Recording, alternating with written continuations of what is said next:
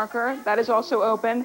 The only personnel evidently manning those areas will be the Monroe County Sheriff's deputies. In Key West, as we look at live pictures, you can go to the Glenn Archer Elementary School. That is open. Let me repeat that quickly. In Marathon, you can go to the Stanley Switlick Elementary School at the 50-mile marker. In Plantation Key, Coral Shores High School at the 90-mile marker.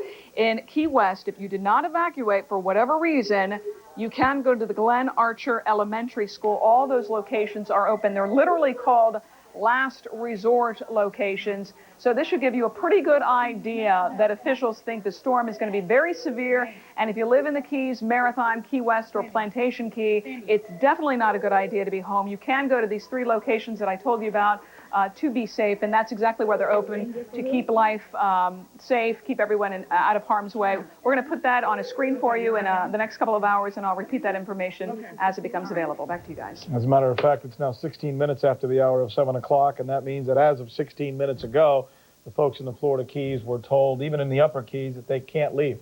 They're basically going to have to ride out the storm wherever they are. So if their house is not prepared, a shelter will have to do. And if you've seen the past pictures of what the storm surge can do to US 1 down there, the only road in and out of the Keys, you know exactly why they have shut down that road and any access to the Keys. We're going to take a quick break, and we're going to be right back.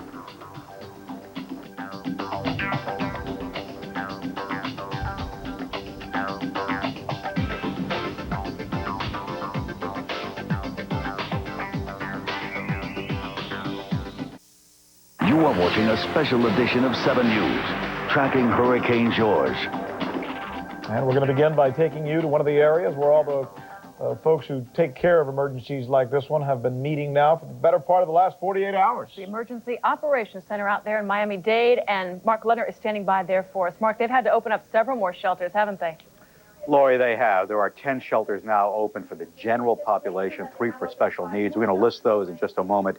For now, we have this announcement for you. Anyone living in Miami Beach who has registered for the special needs transportation pickup is urged to call the rumor control hotline if they would like to evacuate before hurricane force winds begin. The rumor control hotline number, area code 305-598-7550. Now, this is for anyone living in Miami Beach who has registered for the special needs transportation pickup who wants to evacuate before hurricane force winds begin should call this number to arrange for pickup. Now, let's list those shelters that are open right now. Some 4,000 people already in shelters in Miami-Dade County. The additional shelters which opened at 6 o'clock, and there are 5 of them: North Miami Senior High School, Van E. Blanton Elementary School, Kenlock Park Middle School, Oliver Hoover Elementary, and Miami Killian Senior High School. Those are for the general population. 1 additional special needs shelter opened up at South Miami Senior High School. That is in addition to other shelters which have been open all day.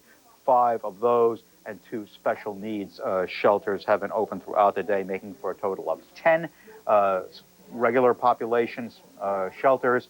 They include Hialeah Miami Lakes Senior High School, Citrus Grove Middle School, Hammocks Middle School, North Miami Beach Senior High, and Miami Coral Park Senior, and the 2 special needs shelters which have been open all day, Miami Edison Senior High and Highland Oaks Middle School. Again, the total 10 shelters open now for the general population, 3 for people who have registered with the special needs program. The latest numbers we have are that 3,610 people are in the regular shelters, 435 in the special needs, for a total of 4,045 people currently in shelters in Miami-Dade County.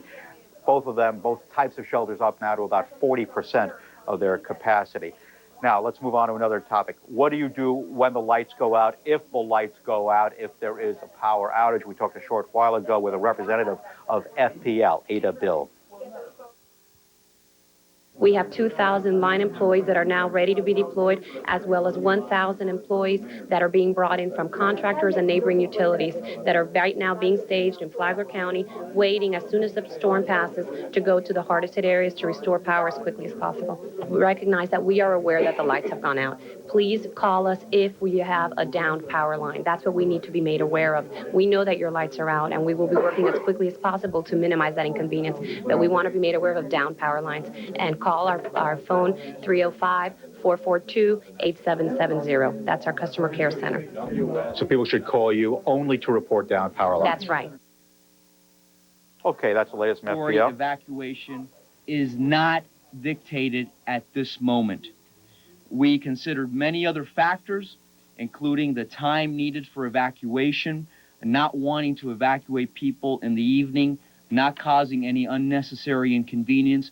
But when you add all these factors, and believe me, it was a very, very difficult decision, we believed that an extended mandatory evacuation was not dictated at this time. Okay, Miami-Dade Mayor Alex Piniella speaking about 2 hours ago, making a very tough call, deciding not to order any additional mandatory evacuations beyond those already in place for people in mobile home parks, people on boats, people in RVs. Instead, he recommended evacuation for people living in certain low-lying areas such as the Barrier Islands, people living in the Bay Islands where the storm surge is thought to be rather large, but he did not expand the mandatory evacuations. He also reminded people who live in the upper floors of high-rise buildings that the wind gusts there could be unusually strong, and so he recommended evacuation for those people as well. At the Miami-Dade EOC, Mark Lumner. All right, Mark, we appreciate the information. And several updates to bring you now. I want to keep you up to date beyond the evacuations to also some of the closings. Let's start with reiterating what Mark was just mentioning. We do have mandatory evacuations in both Miami-Dade and Broward. If you're in a mobile home park, if you live on a boat or in an RV, that does cover you. And the reason for that is that most mobile homes cannot withstand winds that are over or at 70 miles per hour. Also, voluntary evacuation for all Category 1 areas. The key word there being voluntary. That means if you feel threatened, if you feel it's important to leave, you do so, but it is not a mandatory evacuation, and that, of course, is areas like Key Biscayne, parts of Miami Beach, and any of the Barrier Islands. Basically everything east of US 1. And also Hurricane George, as far as position right now, is about 250 miles away from us. But as you have seen on all the current satellite and radar screens here we've been bringing you, he appears to be headed right about toward Marathon. At least the outer bands should hit there first, and we're keeping you up to date every few minutes. The airports, by the way, are going to remain open. Amtrak, did you mention Amtrak was closed? Yes, Yeah. Amtrak train service is closed. You're right. The airports, apparently, at least Miami, is promising to stay open at this point until midnight. They do feel that they can stay open until midnight, and Fort Lauderdale Hollywood International Airport seems to be following suit. But after midnight is going to be another call. We have also just received this sad piece of news, certainly for anyone who has friends or family inside the Dominican Republic. The Associated Press has just reported that as many as 80 more bodies have been recovered in the Dominican Republic. 80 more bodies have been recovered in the Dominican Republic. This obviously as a result of the flash flooding in some of the neighborhoods not far from the mountain regions of the Dominican Republic. So some very dire information coming to us now from the Dominican Republic. These are, in fact, the latest pictures that we have received from the DR. It's obviously a very difficult situation, and we're being told, obviously, as you know, Dominican Republic is not an island nation. It splits the island with another nation, Haiti, of course.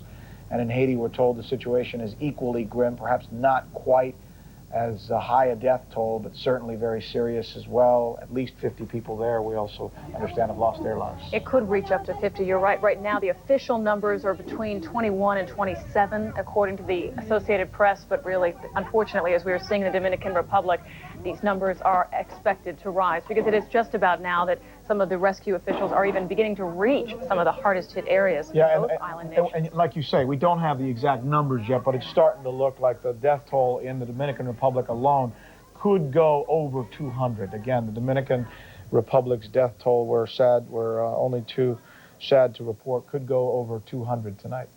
Back here at home, let's head south now to Homestead, an area that certainly knows what these kind of storms can do, unfortunately. Luckily, though, it's looking like this is not going to be as bad as anything like Andrew and what so many folks in Homestead have experienced. But Patrick, you are feeling it there, aren't you? Yeah, it's been beautiful all day long until about 10 minutes ago, and this little squall came rolling through with some winds and some rains. I'm in the middle of a recreational vehicle park. Now, Kirk, it's kind of dark out here, but as you can see, there's a couple of people down there. So far, we've only found one family here. Everybody else who could move their trailers moved them. The rest of these are empty. The people aren't moving. And it's been the same, or the people are moving, rather, and it's been the same in a couple of trailer parks that we've been to today. People who are in the trailer parks were either there through Andrew or heard about Andrew, and they don't want to go through another Andrew. Take a look.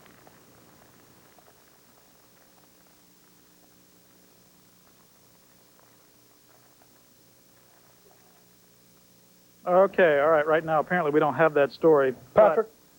Yeah, Rick, go ahead. Let me just go back to you real quick, because I do see that the conditions are starting to strengthen around you, and so many people in South Florida are trying to figure out when they're going to literally get hit by these outer bands, even though it's not the strong part of the storm.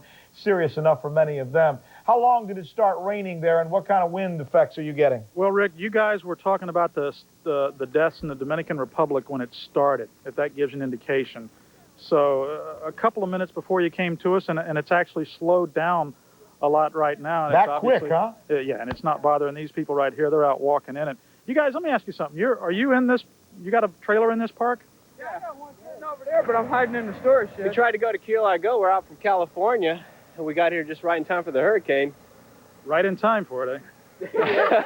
I guess we're on our way to Key Largo, and they just shut down the Keys, and they wouldn't let us drive a high-profile vehicle across there. So that Winnebago down there is yours, the big one. Yeah, that one right there. So why don't you leave? Why don't you head north? We did, but we're from California. Where else are we going to go? They turned us right away down here. They told us that they would stop us on the highway if we tried. Right, and it was already windy, so the wind's blowing, so where else are we going to go? This is the closest place, so we pulled in here to wear out the storm.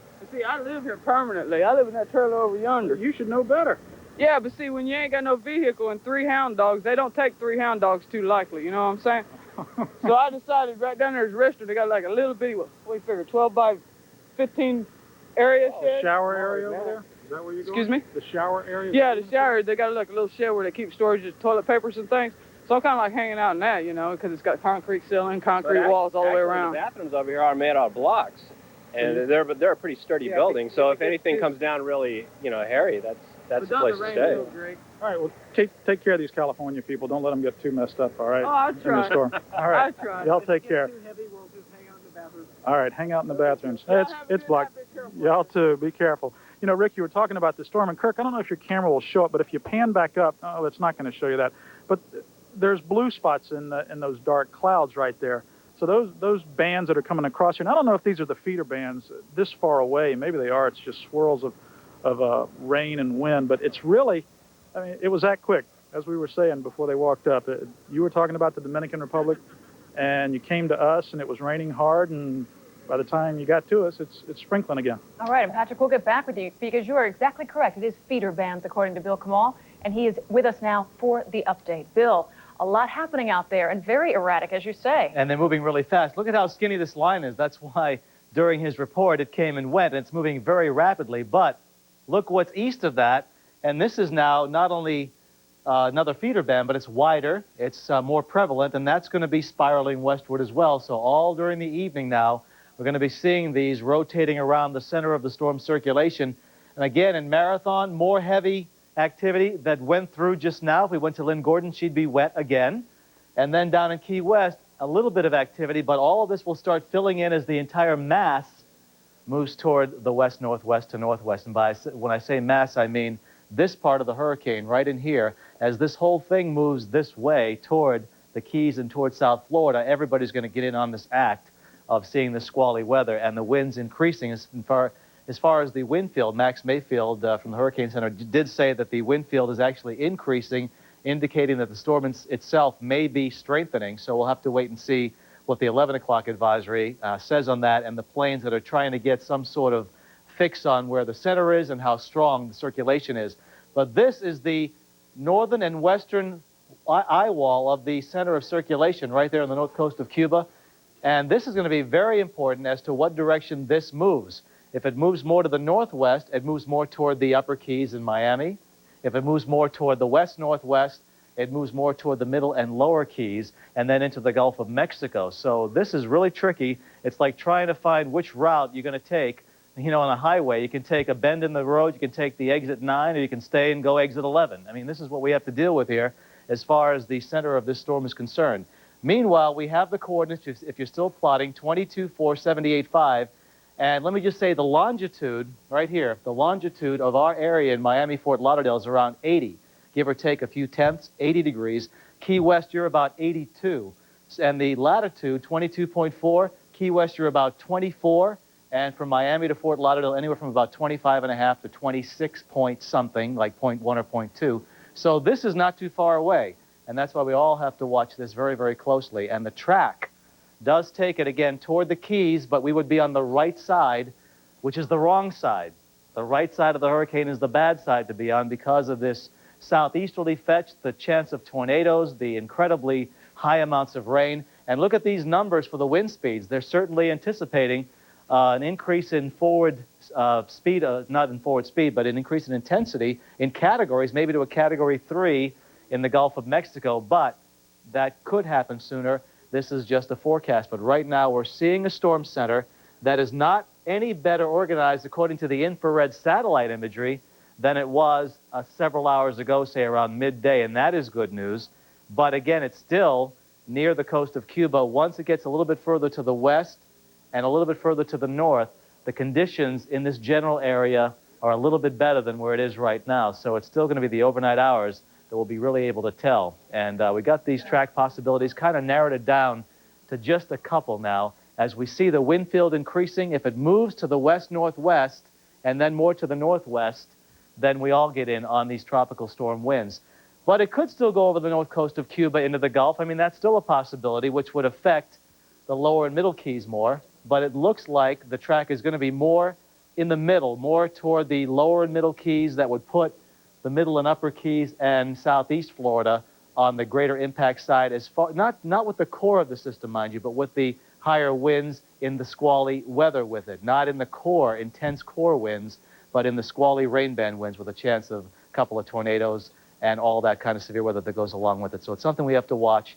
And this is the picture along with Doppler radar that we're going to be watching for the next several hours. Overnight, we will see winds increasing out of the east and northeast at 40 to 55 miles per hour. Once these winds start increasing to tropical storm force, they will be sustained later on tonight. So that's going to be kind of nasty. And rain squalls, that means horizontal rain, possibility of flooding. There will be lightning and thunder. Tomorrow, extremely windy. We're talking about the possibility of some wind damage. I don't know how bad it's going to be at this point. Maybe some power outages, a few severe storms possible. We could be dealing with the backside of the storm if it's an intense hurricane in the Gulf, even into Saturday, but it's something we'll watch, and watch this radar for you very closely. All right, we're talking now about a storm that's moving 14 miles an hour, Bill. So what does that mean in terms of its relation to what a lot of folks at home want to know? When's it going to affect me directly, that is? It looks as though the core of the system, Rick, is going to be into the Florida Straits sometime later tonight, say around midnight, 1, 2 in the morning, into the Florida Keys in the overnight hours, say 2, 3, 4, 5 in the morning, and then the right quadrant. This is with the caveat that this track is correct, that it moves toward the Keys. We would be in the right front quadrant and in the sustained tropical force winds after about 3 in the morning here into daybreak and maybe even into late morning or midday tomorrow. So the time frame is going to be first in the Straits, then the Keys, then South Florida. These rain bands will be sporadic, getting more and more intense and prolonged as the late night hours after midnight go along here in the mainland. All right, Bill, we'll be talking more to you in a little bit about some of the weather conditions and obviously the timetable as you're starting to set it up as we get closer and closer to the storm. But we have a chance now to get you right to the center of some of the action there in Marathon in the Middle Keys. Lynn Gordon is there, and Lynn, oh boy, big change. I can barely see you, it's so dark. Yeah, actually, let me try and step into the light a little bit, or maybe a little bit further back. Yeah, it's kind of dark out here, but the wind has just picked up. Lori, it was raining just a few minutes ago. Just as Bill was saying, Marathon should be getting pounded right about now. Actually, we were experiencing quite a bit of rain. The wind, gusty winds, as you can see, take a look at the palm trees up here. It is extremely breezy. We're definitely experiencing some high winds right now. The rain, just a little bit of a drizzle. It's coming and going just like it was before. Let me see what else I can show you over here. Just the basically the wind, not a lot of rain at this point. From what we understand that we are supposed to be experiencing tropical storm force winds at about midnight tonight. And then, of course, hurricane force winds probably not until about 10 o'clock tomorrow morning. And yet, Lynn, boy, a lot of changes there. You are in a fairly protected area there, aren't you? Is it even worse in a different part of Marathon? Actually, the area we're in is fairly well protected. We're standing, I'm standing just in back of the hotel, and so we have a protective barrier. And if you look out here, this is actually the Atlantic beyond this, but as Rick mentioned before, there's a barrier island, and this is just sort of like a little bay here. So the waves and the water is not nearly as choppy as when we looked across the street. The Gulf of Mexico is actually extremely rough. We saw a lot of whitecaps earlier, and when the wind picks up, you can really definitely tell the difference. And the erratic conditions will continue. All right, Lynn, we'll get back to you as soon as we can. Check back in with you in a few minutes. That's interesting to see as one storm band goes through, one of the outer bands of the storm, and then it clears up for a little while, and then another one goes through, then it clears up for a while, until eventually, as we get closer to the eye of the storm, or I suppose I should say the eye of the storm gets closer to us, then you'll start feel that intensified feeling that we got during Hurricane Andrew, when at times it gets so vicious that you really feel like things are shaking. And then you get that, and then you get those tornadoes that come through that really create the big problems. We're hoping this time around that it doesn't affect us the way Andrew did, because again, Bill, this one might spawn tornadoes like Andrew did, but probably not as many, correct? I mean, we're not talking about a Category 4 hurricane here. No, but you don't need a Category 4, Rick, to have many tornadoes. I mean, you can have a Category 1 and have several. Each tornado is, each hurricane is different, like each person. This can have a lot, even though it's a minimal hurricane. That's what we have to be careful of tomorrow. And that is something to be concerned about then. Yeah, and we do have Max Mayfield. In fact, we'll ask Max, too, from the National Hurricane Center at Florida International University. First of all, Max, I want to ask you, do you think the core of the tropical storm force wind should be over the mainland here sometime in the overnight hours tonight to begin with? Of the hurricane force No, wind? no, just the tropical storm force winds. The sustained yes, tropical I think storm they will. You know, and again, this is often you have these rain bands like we just had come through earlier. You know, in some places we'll even have sustained tropical storm force winds and that, and then they'll be able to calm, another band will come through, but certainly during the night, and then the core will approach tomorrow morning. So you're saying probably after about 3 o'clock in the morning here in the mainland, and then tomorrow morning, maybe 6, 7, 8, 9 o'clock, we could get the real, closer to the core of the system. Right. Now, one thing, this depends on what happens to that core too, and we really don't do a great job of forecasting that. The airplane that's down there now is the Air Force plane. They're suggesting that the wind field is expanding somewhat. So I think the hurricane force winds and the stronger winds will be expanding out away from that center the way it looks now. We also just had a report about 10 minutes ago from Cayo Coco, the island there off the north central coast. They reported a sustained wind of 81 miles per hour on the back side of the eye there. So I think in a pressure of 986 millibars, so I think it will start to strengthen as we've been forecasting during the night. So that pressure is lower than we reported at 8 o'clock, which means it could be strengthening. Like right, and that was not really in the eye, so I think it'll be lower than that. Wow, okay, and we were talking about tornadoes, and Rick was making a comparison to Andrew. It really doesn't matter the category. The tornadoes can be spawned with any landfalling hurricane, correct? Well, they can, and even one good point here is that even as this thing gets in the Gulf of Mexico, in fact, Hurricane Agnes back in 1972 went along 85 degrees west longitude here. We had several tornadoes well out, you know, over 200 miles away from the center of the Florida Peninsula. So even once this gets in the Gulf, there's still a chance of some isolated tornadoes. On the back side of it, right? So we could be dealing with this into the first part of the weekend. We will be dealing with it, you know, at least through Saturday and possibly part of Sunday. Okay, so right now we're saying that it may be strengthening, although nothing's definite. For the 11 o'clock advisory, I know it's real early, the computer model's not out yet. Do you think there'll be much of a change in the intensity forecast? I really don't think so. I think we'll continue to call for gradual intensification. The track really should not change. We've really tried to be pretty steady here with the track, which is going to take the core of the hurricane down to the Keys.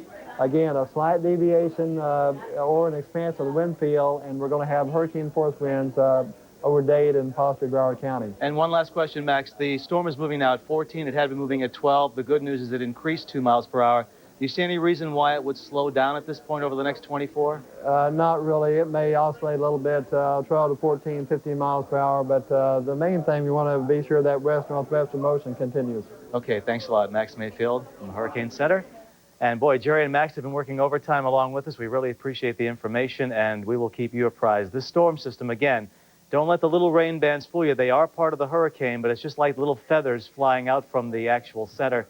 Once the center gets closer, which would be the Straits in the late evening to midnight tonight, the Keys in the overnight hours, and for the mainland, somewhere between 3 a.m. and about 6 a.m. to begin it, and then into the daylight hours tomorrow. You're talking about the core, Bill. The core, which would mean the sustained tropical storm force winds, sustained winds. Right now the winds are gusting to 30, 35, 40 miles an hour. I'm talking sustained winds of 40, 50, 60 miles per hour with gusts to hurricane force. That would come over the mainland probably in the overnight hours tonight, before breakfast time tomorrow, but certainly by breakfast time into the daylight hours of Friday. Possibly as late as 8 a.m. tomorrow morning?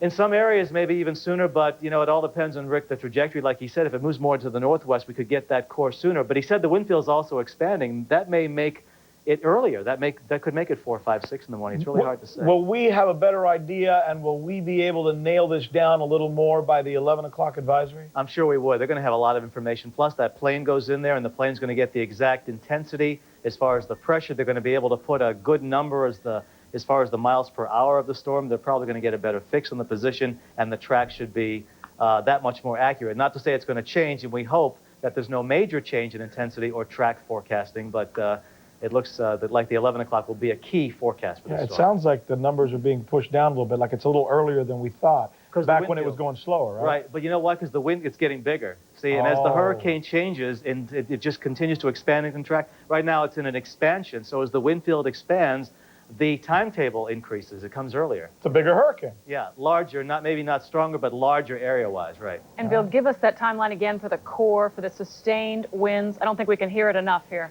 Okay, over the mainland, we're talking about sustained tropical storm force winds. By that I mean 40 miles per hour or greater, probably 3 a.m. and after. That's not taking into account any further expansion of the storm.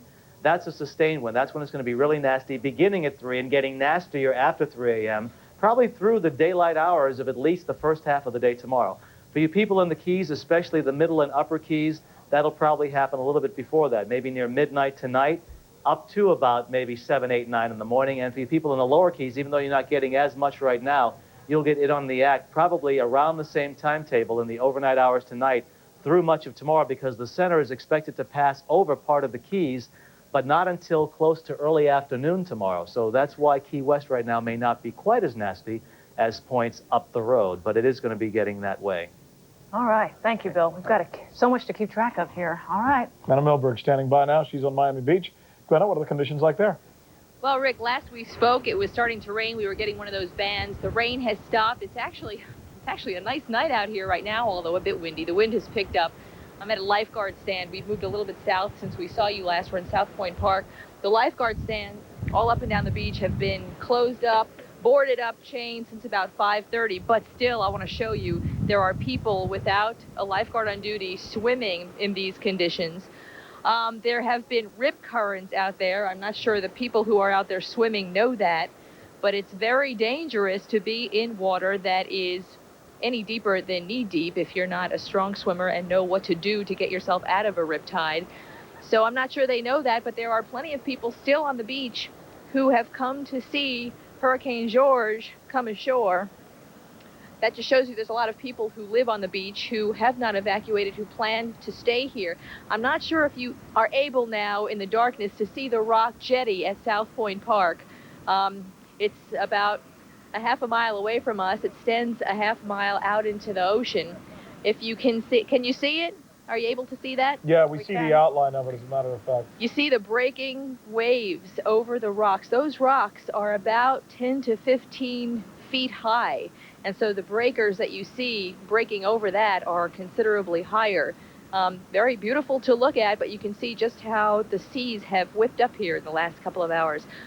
The jetty that you're looking at South Point Park is a fishing jetty, and there's a crowd of people at the end watching what is going on, watching the storm come in. A lot of people that we have spoken to here today, you can see people just walking around, watching, spending the evening out here. A lot of them say they're not afraid, they're not worried, they want to stay on the beach, they want to watch this thing happen, although they've been told repeatedly that the beach is probably the last place that you want to be during a hurricane like this, during a wet hurricane with the possibility of a storm surge. The storm surge, they've been told, they'll probably start later tonight after midnight, so right now it is probably safe enough to be out here. But this is the time that people should start evacuating. The bridges are locked down. There is still time to evacuate. The entire beach is under a voluntary evacuation, and so people are not ordered out, but they certainly are strongly recommended to leave. As far as we can see, a lot of that is not happening. Glenna, these rain bands are so erratic. Have you seen more than one come through now? Not like the first one. The first one was awesome, frankly. It was just a yellow gold band of clouds. It was also just at sunset, and so the sun reflecting off of it probably made it a little eerier than what we've seen. That one just came with a vengeance and passed right over us with rain and a drop of temperatures. Since then, we've sort of felt the wind kick up a little bit, then die down a little bit. We haven't felt the sprinkle again yet, though. We haven't seen any more rain yet, though. But it's gotten pretty cool. I've put on a shirt since you saw me last because it is kind of cool out here. The wind makes it even cooler, and you can feel when things pick up and then slow down. When you see the bands on radar, you can certainly see how they translate to nature out here. Some of those curious onlookers that you talked about earlier, you mentioned that they're there even though they know that the storm is going to be at one of its most dangerous points if they're sitting along the beach. I imagine they're there now, but they have no plans to be there when the hurricane force or even tropical storm force winds come by, right? Interestingly enough, more than a few people have told us that they will be out here on the beach. I'm not sure whether their plans will change when they see what they're in for, but people will come by and ask us, are you going to be here? Of course, we have a responsibility to report from here to show what's going on, and we're going to stay here as long as we deem it safe for us. But we have been told by a lot of these people that they are interested in kind of toughing it out also. There were a couple of people who said they stayed on the beach for Andrew, that they found it wasn't as bad as they thought it would be then. Andrew is a very different storm than George is as far as storm surge and the wet characteristic of it. So size. They might be in for something they don't quite expect if they choose to do that. Yeah, we can't. All right, thank you, Glenna, but we should probably stress now that Glenna made that point that Andrew was a different storm, and the most important characteristic that made it different was it was a smaller storm.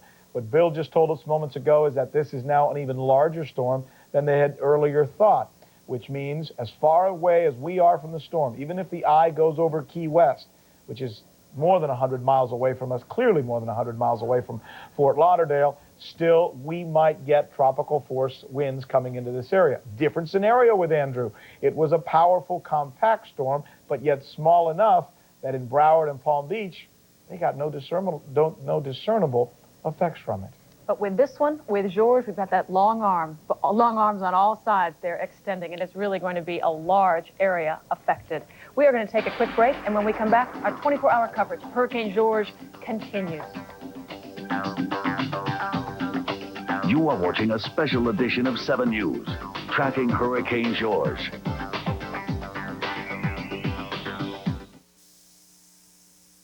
You are watching a special edition of 7 News, tracking Hurricane George. We're efforting to try and show you as much of the impact as the hurricane's having on South Florida. And first, let us show you the hurricane itself. That's that loop we keep referring to because it's going to be continuing throughout the course of our coverage. And there you can see that the hurricane, the eye wall, is now over the coast of Cuba. It looks to me, as I look at a map of Cuba here in front of me, that it's probably over, it's at least past Camagüey, which starts getting into the middle of Cuba, probably getting closer to Matanzas, which is still far away from Havana, before it actually breaks away and goes into what we would call the Florida Straits, which is that piece of water that separates the Florida Keys from Havana, Cuba itself. That is where Bill Kamal and the rest of the experts are telling us this storm will truly intensify. Now let's show you what it's doing here in South Florida. Let's take you first to I-95. As you can see, there's not a lot of cars out on the road today. Most people have been told not to go into work today. There was no school in South Florida. Most of the federal and other government buildings have been closed. So as a result, traffic is light. Still, you can see from the glimmer of the headlights on most cars that there is a shine or a certain sheen to the roadway, indicating to us that it has been raining. Not sure if it is right now, but certainly there has been enough precipitation out there today to warrant conditions, cautious conditions at least. And we can take a look at Miami Beach as well. The winds and surf, they're really kicking up. You can see many curious onlookers determined to see this for themselves, to feel some of the effects for themselves. One rain band has already kind of moved over parts of Miami Beach there, right around sunset. And now, in the darkness, many still looking. Bill Kamal telling us that really for the mainland, the sustained tropical winds will really be at their nastiest between about 3 a.m. and 7 a.m. It's his gauge right now. So still a few hours away, but certainly the erratic rain and winds are going to continue on an up and down type of routine. And now we understand we have an opportunity to take you to Key West. Our colleague Brian Andrews once again standing by there live. Brian, let me ask you that same question I asked before. Have you gotten a chance to talk to anybody who now possibly regrets staying? A couple people, Rick, but first I've got some news to pass on to you. Key West police officer just now tells us there is a water spout off of Stock Island that it's been spotted. Don't know how big it is, and it's dark right now, and we're a distance away from Stock Island, which would be in that direction. But they've asked us to be aware of the weather outside. Now back to your question. Yeah, we have talked to a couple people. Hey, you got a second? Yeah. Why didn't you evacuate? Because you need a lot of money to evacuate. And, you think so? So, yeah, we spent the money we had to bunker down and board up the house and be ready to be here. Good luck to you. Hope you ride it out well.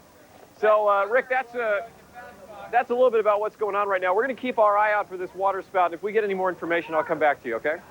And Brian, it really sounds kind of noisy around there. Actually, a lot of commotion. Yeah, Lori, it seems like everybody who's left here in Key West has decided to come down to Duval Street just to walk around. They've got about, well, we've got the curfew at 9 o'clock, then everybody's going to have to go inside, and we're going to have to move a little closer to the La Concha Hotel because the Key West Police wants everybody off the streets.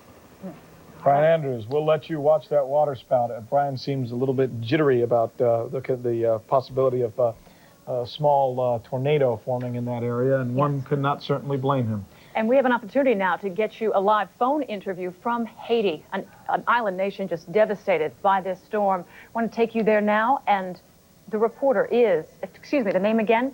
Magaline Noel. Thank you for your time tonight, I should say. We have been getting so many sketchy reports about the death toll in Haiti at this point. Can you fill us in? Sure.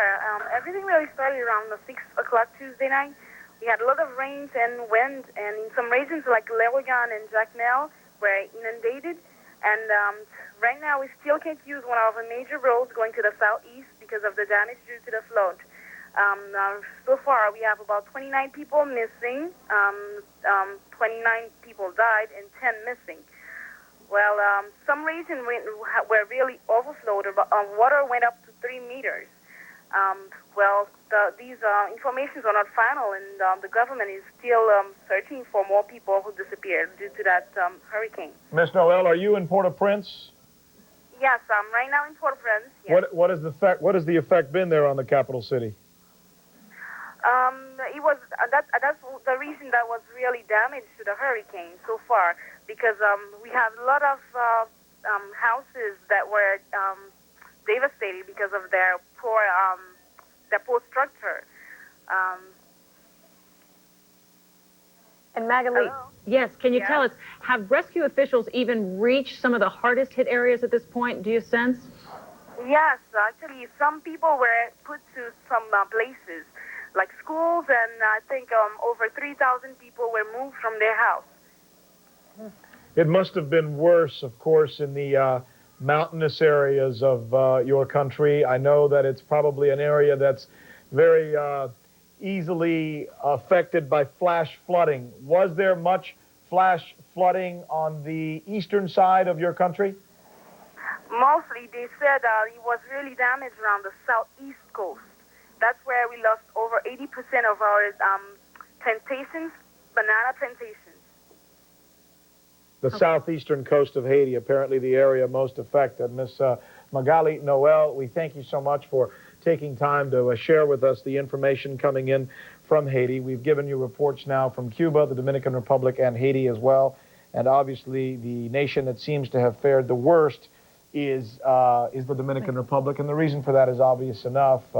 That mountain region in the Dominican Republic seemed to stymie the hurricane somewhat. So by the time it got to Haiti, it lost some of its intensity, but it's certainly an unfortunate situation for the people of all three nations. And we want to get right to Bill Kamal now for the very latest on George. Bill? All right, we have these feeder bands. Look how fast they're racing to the west now. This one is in western parts of Broward, western Miami-Dade, eventually moving down into mainland Monroe County. And some of these feeder bands, we have reports now, people losing power in some of the high winds that have just been so brief, and these feeder bands that are just really quick to move to the west. Now, if there's power lost here, imagine how much the potential is for power loss as the core of the system nears us in the overnight hours and especially during the day tomorrow. So keep that in mind. And again, don't focus on where the center of circulation is. Focus on all the nasty weather that is surrounding this. And look at this area of really big rains, and embedded in that rain area some pretty strong squalls that may contain water spouts, and in fact, when it races over land, may contain an isolated tornado. But usually that's reserved for as you get down to the meat of the storm system near the core, as that touches land or interacts with land, and that may happen especially in the overnight hours and during the day tomorrow. And notice, though, these storms south of the Keys and southwest of the Keys where that water spout may have been reported, and now not as concentrated in the lower Keys as it is in the middle Keys, and then especially when the upper Keys got nailed with that little feeder band moving through very quickly, and now in the clear, and then more rains coming in the next hour or so.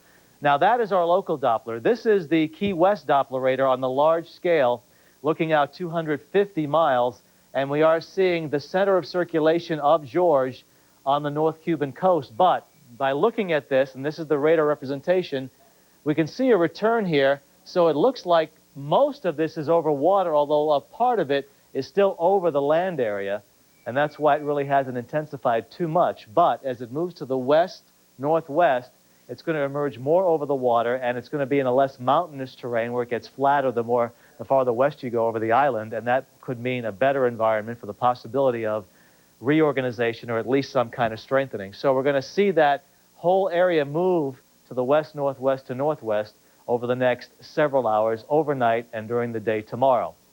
Now, the storm system is at 22.4, 78.5, 255 miles to the southeast of Key West with winds of 80 miles per hour. We're looking at the track of George now, moving still in the same general direction as we have seen over the last several days. That has not changed. We're looking at the possibility, though, of it being stronger than was forecasted earlier. These may or may not change at 11 o'clock, because that's the new advisory with the new information that we plug into the computers. We get back and, we get the new forecast track from. It looks like it could be close to a Category 2, if not a Category 2, as it crosses some part of Florida, whether it's the Florida mainland or the Florida Keys, and then becoming a very major hurricane in the Gulf of Mexico if, in fact, this verifies during the weekend, Saturday and Sunday. But as it does that, first we'll be on the right front quadrant, and that's the nastiest. Look at all these thunderstorms. Then if it goes into the Gulf, we'll be on the back side where we could get some tremendous amounts of rain squalls circulating around from the Gulf side to the east coast of Florida. So we're going to be in this, maybe not constantly, but in the regime of this hurricane for at least 48 hours, maybe even more than that. And while I'm on this picture, I'm looking at these thunderstorms starting to wrap around this center of circulation, and now I'm getting a little bit concerned here, because when Max was talking to us, he told me that the plane had gone in and found a pressure lower than what they reported at 5 o'clock, and that wasn't even near the center of circulation. And see right here, where my finger is, these thunderstorms starting to wrap around to the north. They're already on the south and east quadrant. That is an indication of possible organization. If we get these wrapping around the entire circulation, then that means the system is reorganizing at a faster rate of speed. So that's something we have to watch very closely. And the overnight hours tonight are going to tell the story as to how strong the system gets. It already is poised to strike the Keys and South Florida to some degree later tonight and tomorrow. We just don't want all these colors to wrap around the center, because that means the organization is getting better, its interaction with land is lesser, and everything else this thing has going for it to make it a huge system, not only size-wise, but intensity-wise. So we'll have to keep a very close eye on that. The wind field is expanding. It had 135-mile-an-hour winds that were tropical storm force. Now it's 175 or greater. So you take the center point.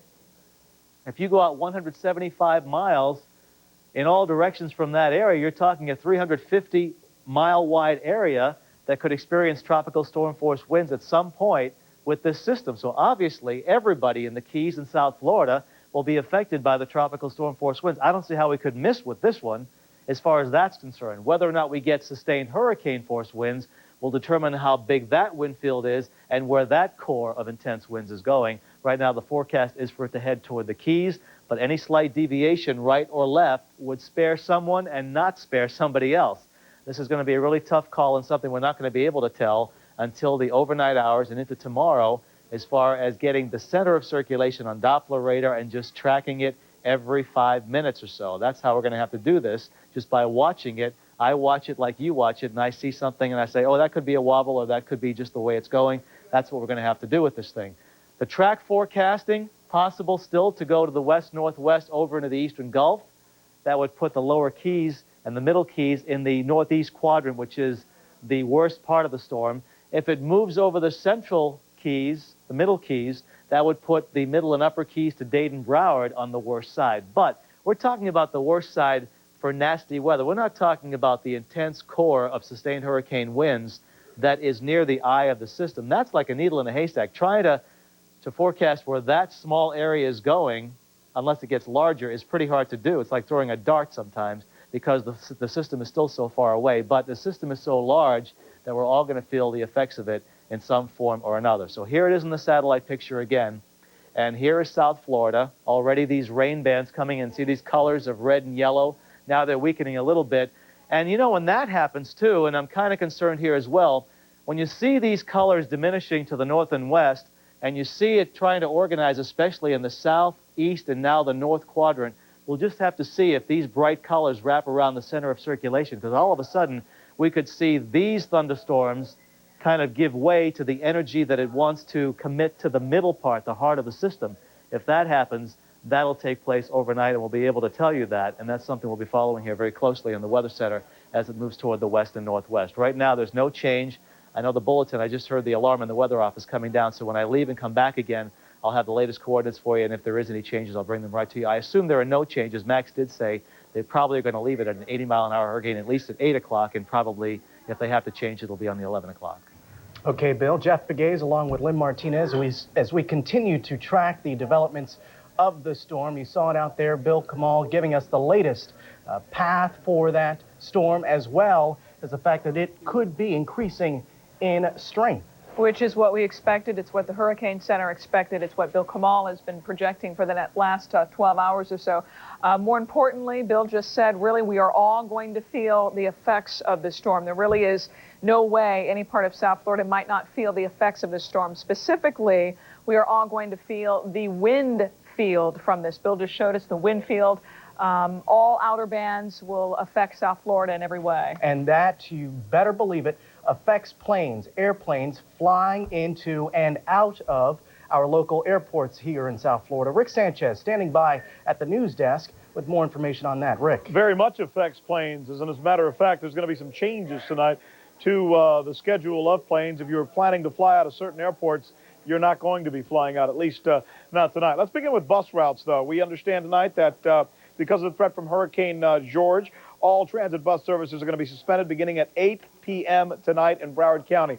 Buses stop running tonight at 8 p.m. So, pardon me, if you're planning to use a bus, you won't be able to. As far as we know, by the way, Miami International Airport is still open and will remain open until they call us and tell us to tell you that they have decided to close the airport, and it probably will happen sometime tonight. Also, mobile homes, mandatory evacuations. That is mandatory with a capital M. So says the mayor of Dade County, Alex Pinellas.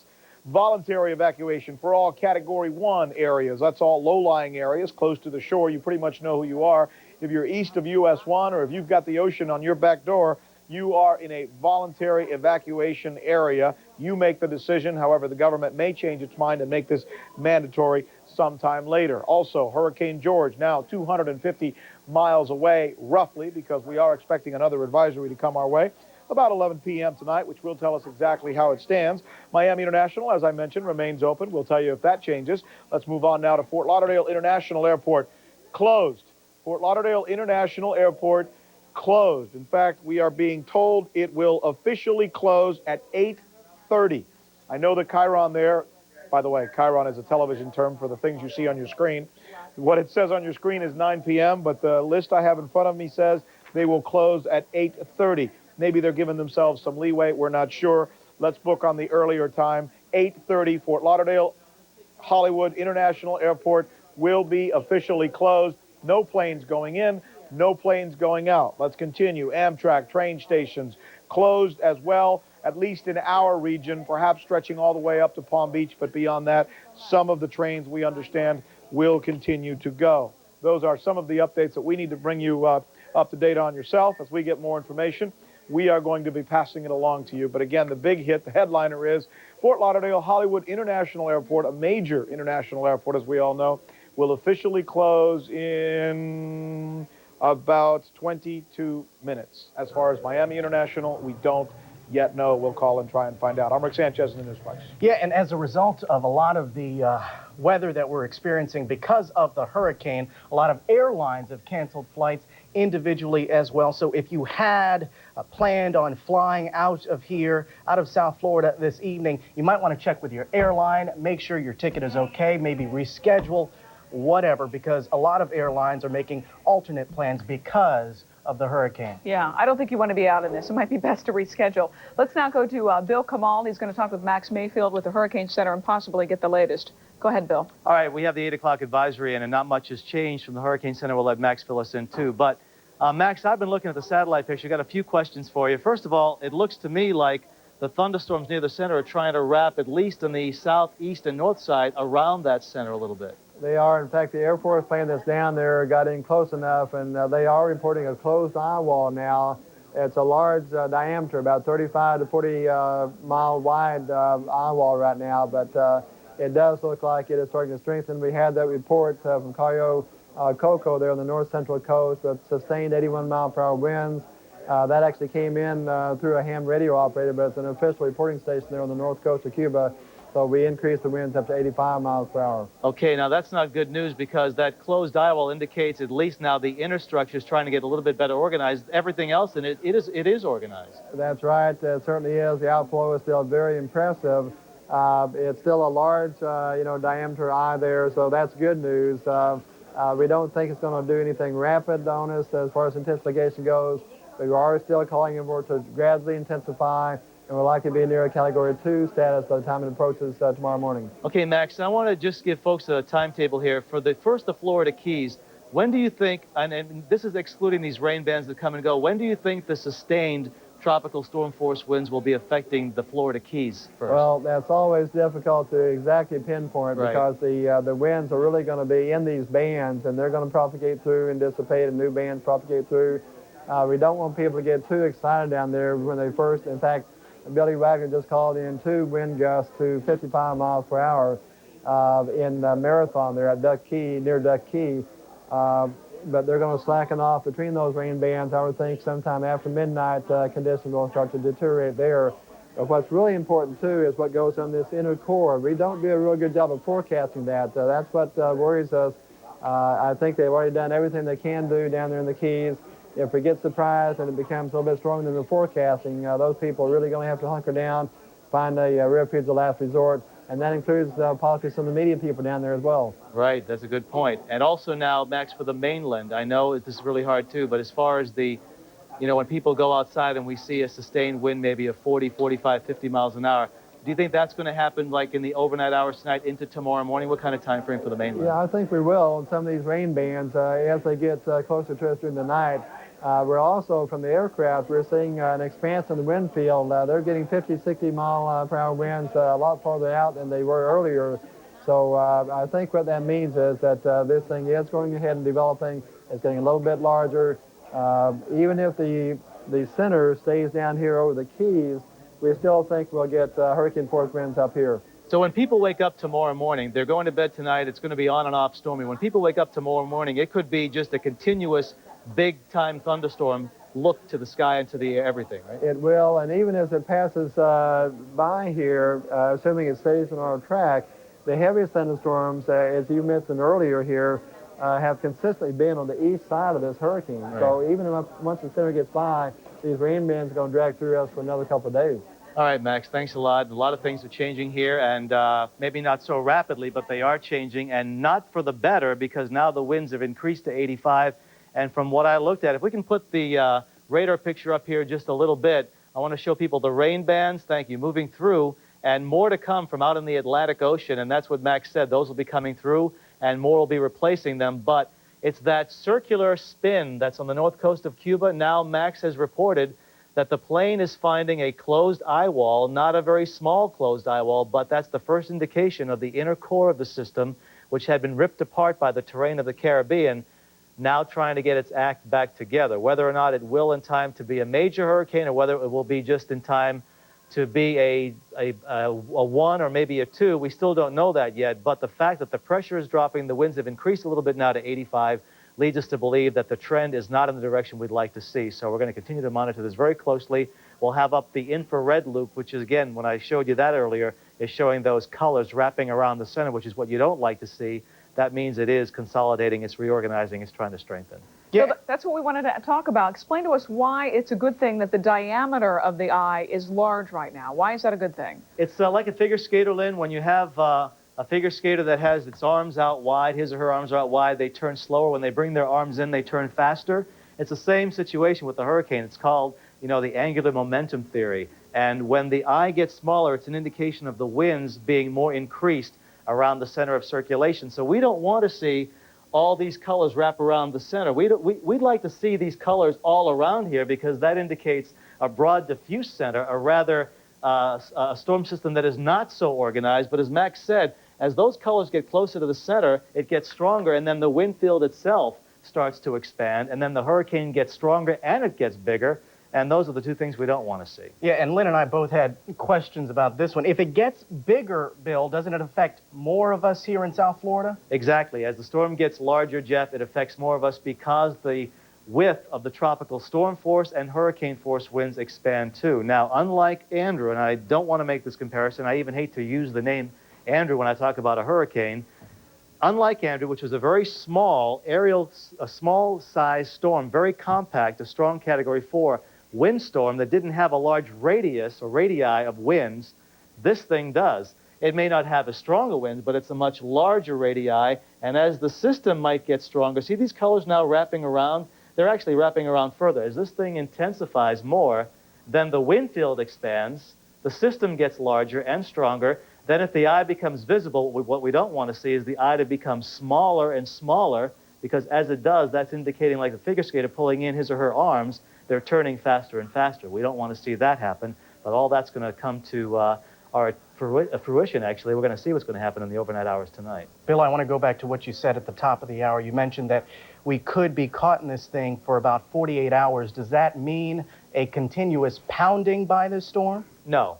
First of all, Jeff, right now we're getting the rain bands in and out. This is all part of the 48 hours, and thank goodness for that. No, this is going to be just in the regime of the hurricane, not in a constant battering of heavy rains, squalls, hurricane winds, tornadoes, nothing like that. They will be on and off, and they will get more frequent as the center part of the storm gets closer to the Keys into South Florida. But the storm is so large, the environment is what South Florida is going to be in for the next 48, maybe even more. So that would take us into at least Saturday. And not to say there's not going to be any sun on Saturday. I don't think there'll be any sun tomorrow. If there is, we'll be very lucky. Tomorrow's a really stormy day. But Saturday, we may see some sun. But as the storm system moves to our west, the backside will start getting moisture wrapping around it. And we could get some severe weather out of that, even though it would not be as totally stormy as tomorrow. Thank you, Bill. All right, so that's what we can expect. I think a lot of people at home are curious as to what this storm will look like in the remaining of this evening, tomorrow, and on to Saturday. Well, we've got reporters who are doing their jobs out there, risking their lives, but they're trying to be safe and sound to bring you the pictures and the situation as it happens. We've got Brian Andrews in Key West, Lynn Gordon is in Marathon, Patrick Frazier is in Miami-Dade County. I believe he's in Homestead, and Derek Hayward is in Miami-Dade County as well. And another 7 News reporter, this one undercover, though, inside. Mark Ludner standing by at the Miami-Dade EOC. I understand, Mark, the shelters are filling up. Yeah, Jeff, we're getting new information about shelters that are filling up and alternate shelters for those people who cannot go to the ones of their first choice. We are told that Killian High School now is at capacity, as is Hammocks Middle School. People in those areas should go to Coral Park Senior High School. That is the closest alternate shelter that is still open. We are told, too, that the shelter at Hoover Elementary School now is full. Yes, Hoover Elementary. Another one, however, has opened. A shelter newly opened is W.R. Thomas Junior High School. That is at 13001 Southwest 26th Street. W.R. Thomas Junior High School just now opened at 13001 Southwest 26th Street. One of the special needs shelters, we're told now, has been filled to capacity. That is Miami Edison High School. And the alternate special needs shelters are South Miami Senior High and Highland Oaks Middle School. All told, at last report, about 40% of the shelter space in Miami-Dade County had been full. We're trying to get some updated numbers for you right now. But again, the shelters that have been filled to capacity: Killian Senior High School, Hammocks Middle School, Hoover Elementary School, Coral Park Senior High School still is open. Another one that has opened additionally is W.R. Thomas Junior High School at 13001 Southwest 26th Street. In the special needs shelters, Miami Edison is full. Still open Highland Oaks Middle School and South Miami Senior High School. And that's the latest in the EOC. Mark Monahan reported. Mark, thank you very much. These shelters are certainly filling up, a good sign that people are heeding the warnings and taking the advice of many of the law enforcement personnel out there who are telling you to go to higher ground, especially if you are in one of these evacuation zones. You want to be safe. That is the most important thing, and we can't emphasize that enough. We want to let you know that there is no mandatory evacuation in Miami-Dade County, except if you live in a mobile home or you live in a boat or you live in an RV. Voluntary evacuation for the barrier islands and low-lying areas, Homestead, Sweetwater, Florida City. As you look at a live picture of Miami Beach, it kind of looks okay, like a regular night. But if you look in the bottom of your screen, you can see the waves crashing onto the pier. A lot of people still out, curious about what is going to happen. And Bill Kamal told you in the next 12 hours, a lot is going to happen, especially in the next 2 days. And what you need to be doing right now is finding a safe place in your home to stay. We are going to take a break, but we will be right back with more as we continue to follow the progress of Hurricane George. You are watching a special edition of 7 News, tracking Hurricane George. You are watching a special edition of 7 News, tracking Hurricane George. We are tracking the hurricane as it continues to head our way. Already we are feeling and seeing some of the effects of Hurricane George, which at this point we're told is about 250 miles away from us. But it continues to grow and it continues to develop. But of course, we will stay on top of it. It is 8:30 in the evening, and we can tell you to prepare yourself for heavy flooding, for a lot of wind, and for electricity probably to be out for some time. And if you don't have your food already, evidently you're not alone. People are out there actually still buying water. Deuces Rogers is at a grocery store in North Miami, evidently that is still open and still packed with people. Deuce? Actually, it just closed just now. This is North's Best Foods. I ran in there right before it closed. A lot of people buying ice, water, still buying hurricane supplies at the store. Just closed, and actually they had to turn away about 24 people. They were not too happy. Here, a lady here that just got done shopping. Tell me about some of the things that you bought. Well, we bought water, things to eat, snacks for the kids, and that's about it. Getting prepared for the hurricane? Yes, we are. Getting ready for whatever is coming. How concerned are you? Well, I'm We're concerned. not too concerned. I'm not too concerned. I just get back from Cleveland, Tennessee, Cleveland. I didn't know Tonight. it was. Have you been through a hurricane before? Yeah, we've Yes, been we to have. Andrew. Yes. So you don't feel that this will compare to that? I don't I know. don't I know. hope We're not. just waiting I and hope not. Yeah. What kind of precautions have you taken around your home? We put shutters. We put everything that's supposed to be inside, and we just waiting, just like everybody else, to see what this storm. I've got to ask you, why did you wait to the last minute to get some of these supplies? Oh, because the last minute person. That's who we are. We are last minute shoppers. Yeah, because we didn't want to go shopping. Yes, and then there's nothing coming because almost every week we do this. Did you run into a long line inside? Yes, we No, did. no, Yes, we not did. really. No one gets that, not really. It wasn't that bad. Wasn't that bad? Well, obviously, like I said, people still, at this late hour, still getting hurricane supplies, still getting their water, still getting their bags of ice, their canned goods. Like I said, this place just closed about maybe about 10 minutes ago, right before we came on the air here. They're putting the shutters down. They're getting ready for the hurricane themselves. Like I said, about 24 people were turned away. They said they wanted to buy ice. The manager said he had to close the store. It was already well past closing, so they're going to have to find themselves another place to get those hurricane supplies at this very late hour. Reporting live in North Miami, I'm Deuces Rogers, 7 News. Actually, it's probably not a good idea to be on the road at 8:30 at night, right before a hurricane, looking for hurricane supplies. So at this point, I would advise just to look in your pantry and deal with it and hunker down. Also, you know, it wasn't raining in North Miami where Deuces was, and really we should not be fooled by that because we're going to see squalls, according to Bill Kamal, for the next couple of hours. Yeah, and we wonder at this point whether it is raining to the south of us in Key West, where Brian Andrews is stationed tonight, and through the storm. Brian, you there? We're here, Jeff. It's not raining yet, but the wind is picking up a bit. We're still on a very empty Duval Street, which should grow much more empty in the next 30 minutes. That's when the Key West Police Department is set to come out here on this street and every other street here in Key West and enforce a curfew that will be in effect, not just for the city of Key West, but we are told this curfew runs for the entire Keys chain. All of Monroe County will be under this curfew effect. Also, no alcohol sales at this point at any of the bars in Key West or any other establishments in Monroe County. As the wind picks up, we have seen some lightning. Earlier this evening, within the last hour, 2 water spouts were reported, one off of Stock Island, which is just before you get to Key West, and the other just off Sunset Pier, which is right downtown in Key West. But of course, they're just water spouts. They never made their way this way. We've seen water spouts before, but who knows what we're going to see as this storm draws closer. We are hearing that Key West is going to be in for what right now appears to be a pounding, some 20 hours. That's what the fire chief told me earlier. They're prepared to feel the high winds and the heavy rains for that period of time, and we're ready to weather the storm as well right here on Duval Street. But that's what's happening right now. Back to you in Miami. You know, Brian, Jerry Gerald told us earlier that he was extremely concerned about the Keys and the people who had decided to stay there. Do they know that there?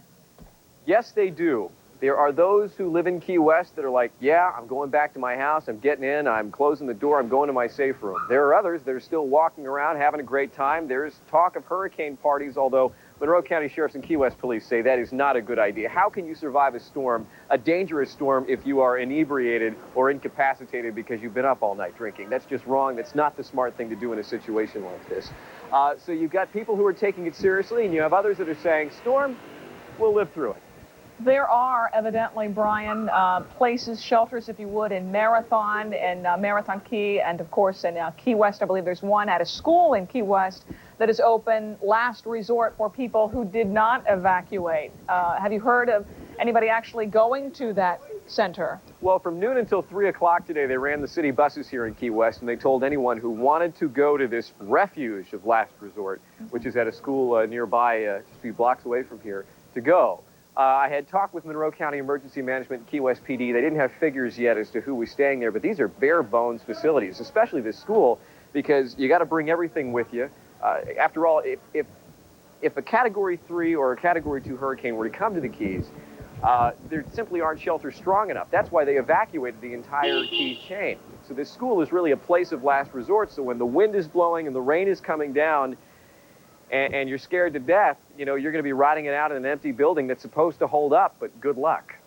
This place of last resort, Brian, is it filling up at this point? Don't have figures for you yet, Jeff. I am told that several people visited it earlier today, but no numbers on people inside this refuge of last resort. But, you know, as the rain moves in and the winds move in, we could see that place fill up. That's a couple of blocks away from here, and Key West PD has said that if anybody really wants to go, to flag down a police car, because they will be out in exactly 30 minutes enforcing that curfew, and they'll be able to drop people there. Be careful, Brian, to you and your crew. Kind of scary, almost eerie, how calm it is in Key West. Ominous to think that a hurricane is coming. Bill Kamal is at the bottom of the hour here to join us to tell us the latest on George. Okay, Lynn, we're going to be looking at George in 1 second here. I'm going to be putting up the Doppler radar, and here we go. We're looking at some feeder bands moving through very quickly, and then more to come. And this batch of rain out in the Atlantic is a lot more widespread than the thin line, the leading edge of the hurricane that went through just a short time ago. So this area of rain still has some big squalls in it, and this is going to be moving toward the coastline over the next couple of hours. And then individually, these big storms, see where the D is in Homestead? Watch this as the radar comes closer. That's a pretty intense squall inside that rain band. And there are others intense over Florida Bay, moving down in between Tavernier and Marathon, and eventually down toward the lower Keys. So we're watching for that as well. Now here's the bigger picture, and this is going to be, again, I'm going to show this in tandem with the infrared satellite. Notice that this circular motion here, this is the heart of the storm system, still over near the north coast of Cuba, but in the Florida Straits. So this is the part of the system that is going to be the most intense, the area surrounding this, and especially to the east where you really can't even see it because it's beyond where the radar beam is shooting. All this is moving to the west-northwest to northwest direction. If you had a compass, it's 305 degrees, something just about like that. But is that toward the Keys? Because any slight deviation to the right would bring it toward the upper Keys and toward the mainland of South Florida. But in these individual rain bands, there is some big-time wind and rain, but it just doesn't last for very long. It comes and goes very quickly as you get closer to the center of the storm, and as the storm itself gets closer to the Keys and to the mainland, the winds increase on a steady basis. Now, here's the new 8 o'clock coordinates. 22.9, this has moved a half a degree more north latitude, 79.0 west. It has not moved as much almost to the west this time as it has to the north, which leads us to believe it's getting its act together more out in the Florida Straits. That's not good news. Only a couple of hundred miles or so now southeast of Key West. The winds have been increased to 85. Now we're talking about a moderate Category 1. Remember, 1 goes up to 95. 96 begins Category 2. Still moving west-northwest at 14. The pressure has come down just a little bit. Remember the 989 before? When the number goes down, the wind speed usually goes up. So we're going to have to watch that very closely tonight. Now, the forecast track still has it moving west-northwest or to northwest direction and up the western side of Florida or in the eastern Gulf where it could become a major hurricane. But don't look at these numbers and think it's major up here because something is happening down in Cuba that we don't like to see right now. And here's what's happening. This thunderstorm activity is wrapping around the center. Notice how these colors are almost forming that ring now, right in that area. Remember, we had the colors all spread out and nothing really except a low-level or broad circular, low-level circulation near the center. Now we've got the thunderstorms wrapping around, an indication that it wants to get its act together. And all these squalls, mainly on the east and north side, and yet on the radar, we were seeing this activity on the west side because the east side's still too far away. So this has a lot of water to traverse. Here are the Keys, right in this area, and South Florida. And we're talking about another, say, 12 hours at least over the water before it makes any crossing of land. So this is something we have to watch very, very closely. And Max did say to us from the Hurricane Center, Max, the Deputy Director, Max Mayfield, the plane now that flew in there found a closed eye wall for the first time in a long time. That means the inner structure, the inner core is getting better organized. Everything else in the system has been organized from the start. So what we don't want to see is that happening because that would mean intensification, the wind field itself expanding. In fact, it has expanded. Tropical storm force winds 175 miles out, but look how close they're getting to the Florida Keys. Okay, the steady tropical storm force winds are moving 14 miles an hour to the west-northwest to northwest as the system itself does, and the area of hurricane force winds around 35 miles out from the center of circulation. So as the system grows and gets stronger, these wind fields can also grow and get stronger or wider. So all of this is moving this way. So even though the rain bands now have some squally winds, then the winds calm down, then there could be no wind. The heart of the system is still very far off, as compared to, I mean, not far off, only a couple hundred miles, but far off in relation to what the activity is near the center of the storm. So don't be fooled by the fact that it's not doing much where you are right now, because it certainly will do it later tonight, and especially in the morning to midday hours tomorrow here over the mainland. At what point, Bill, do you think we could get the most severe part of the storm? I would say the mainland, Jeff, and this is so hard because the core, as even Max and Jerry have been saying, it's so hard to predict stuff like that, and the accuracy is not that great in the science. But the core itself, if it continued on this track, would probably bring it here sometime in the early morning hours tomorrow. When you wake up around breakfast time, 6, 7, 8 o'clock, and then into the morning and midday hours. Now, that's earlier in the Keys, maybe after midnight to about 5, 6 in the morning. And we're talking about a general time frame. This could change depending on the speed and the track and the size and the intensity. And these things are always changing. Hurricanes pulsate. They collapse sometimes, or they just undergo fluctuations in intensity. this may be undergoing an increase in intensity now, as we've seen it pulsate so many times in the last several days. But this track right here looks like it's going to be the track that is going to be pretty close to what we'll see happen. But it's still over 200 miles away, and anything is possible. And this system still has a lot of warm water to go. And there have been instances where things have really exploded in the Florida Straits before they head toward the land. And I'm not saying it's going to happen. I'm saying I don't want you to go to sleep tonight and wake up tomorrow morning and have something totally different to look at, because this has happened before when it crossed Puerto Rico and went through the Mona Passage, the Dominican Republic. I woke up and looked on the television. I thought they were showing a picture of it from 2 days before. It blew up that fast. The eye became really visible. And that night I went to sleep and there was nothing there but a broad low-level circulation. So this is something we have to watch very closely all night long and into the wee hours of Friday morning. Thank you, Bill. All right, let's go over the very latest that you probably need to know as you get ready possibly to go to bed in the next couple of hours. Jerry Jarrell said just a couple of hours ago himself that the worst place to be is a mobile home. Mobile homes, mandatory evacuation in Dade and in Broward County. Category 1 voluntary, is it voluntary?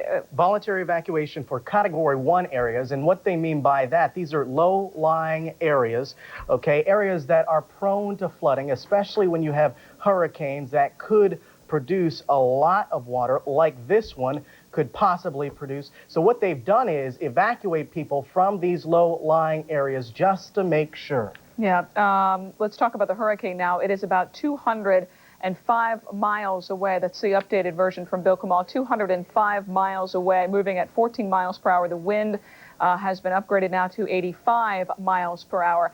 Miami International Airport is still open at this time. That could change. It could close at midnight. However, Fort Lauderdale Airport is closing, we hear, even earlier than what you see on your screen. Possibly it closed 7 minutes ago at 8:30 in the evening. Closing most probably because of the winds and the effect that the hurricane is having on our area and the atmosphere. Amtrak trains, the stations rather, are closed at this point. So really, a lot of the transportation outlets in our area are closing down because of the effects that the storm is having on South Florida. We want to remind you, though, if you have any questions whatsoever, call our hurricane helpline. The number on your screen right there, 305-756-2520. The people there are waiting to answer your questions. They have a thick volume of information. So if you have any questions that need answering, which I'm sure many of you do, just give them a call at that number that was on your screen. Just a few minutes ago, we saw Brian Andrews report to us live from Key West. A lot of people still staying there. However, a lot of people did evacuate. Kind of windy, but not really raining, he said. Let's check in now with Marathon and 7's Lynn Gordon. Lynn, still pretty calm right now. We're not getting a whole lot of wind. There is a little bit of a breeze. Let's show you the palm trees. That's really the best indication of how strong the wind is. Just about an hour and a half ago or so, we did have some rain, some of those feeder bands that were hitting us just a little while ago. But right now it is totally dry. I've taken off my rain jacket once again, put it on, take it off. But the wind picking up just a little bit, and then it's calm. Let me see if I can show you behind me. There is a dock, if you see just beyond that palm tree there, and there are some boats over there that are tied down. The water still looks pretty calm at this point. Not a whole lot of movement there. We are actually behind a hotel. We're staying at the Holiday Inn, and so we actually have some protection here. But if you go out to the Gulf of Mexico, what you will see is a lot of white caps and some very rough waters. But as you see, this little bay area behind me, there's sort of like a barrier island that's just beyond it, and that's kind of protecting the water here. And just beyond that is the Atlantic Ocean, and that's pretty rough at this point also. Let me give you some information, because we heard Brian Andrews say before that there were some last resort shelters for people who have nowhere to go here in the Keys. There are 3 of them, to be exact. There is Stanley Switlick Elementary School, which is here in Marathon. There was also Coral Shores High School, which is in Plantation Key, and also Glen Archer Elementary School, which is in Key West. Now, these are shelters, like I said, a last resort. This is if you absolutely have nowhere to go, if you're stuck in a mobile home, or if you just feel that your home can't withstand the hurricane. This is a absolute last resort, because, as I said, it's bare bones. When I say last resort, it's not a resort at all. These are schools that there really aren't any supplies. You have to bring all your own stuff. Also, I just spoke with the EOC here, and they told me that EMS service, emergency medical service, has been discontinued, as well as the fire department is no longer responding to calls here. That means if you have an emergency of some kind and you call 911, guess what they're going to do? They're going to take your phone number and they're going to get back to you when they can. And I said, well, what's somebody supposed to do if they have an emergency? And the gentleman told me, he said, that is the risk you take when you decide not to evacuate off of the Keys. So people had plenty of warning, and obviously the people who chose to stay here are just going to have to grin and bear it. So you are really on your own, Lynn, in Marathon. I mean, if you live there and you stayed there, forget about calling anybody for help.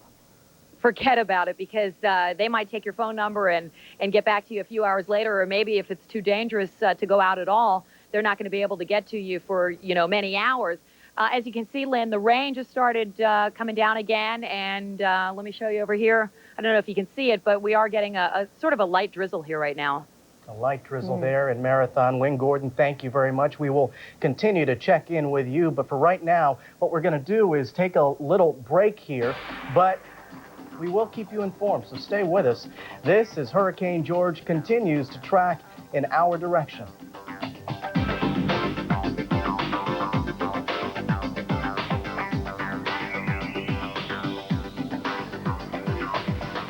You are watching a special edition of 7 News, tracking Hurricane George. You are watching a special edition of 7 News, tracking Hurricane George. Welcome back to the special edition of 7 News. We want to let you know Hurricane George is big, it is wet, and it is strengthening. It's very large, and tonight and tomorrow you need to be safe. One reason why many of the transportation outlets in our area have shut down service tonight already. Fort Lauderdale Hollywood International Airport has, Amtrak service has, but MIA saying that right now the winds are at about 20 miles per hour. If they should reach 55 miles per hour, they will shut down service. But until then, they will keep operating. It's a large international airport. They obviously want to wait till the last second until things really get nasty to actually close the airport.